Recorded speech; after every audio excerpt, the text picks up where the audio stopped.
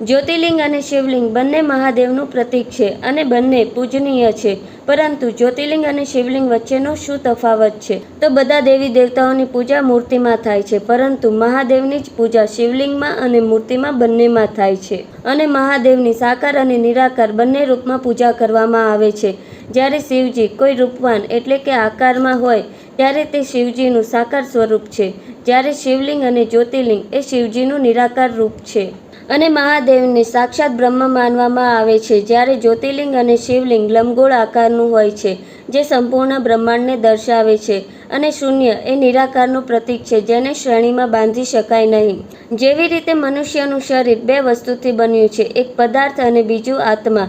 જ્યારે મનુષ્યનું શરીર એ પદાર્થ છે અને આત્મા એ ઉર્જા છે, અને આત્માનું કોઈ રૂપ હોતું નથી, એટલે કે નિરાકાર હોય છે. તેવી જ રીતે શિવલિંગ એ મહાદેવનું નિરાકાર રૂપ છે, પરંતુ તેને મનુષ્ય દ્વારા બનાવવામાં આવી છે.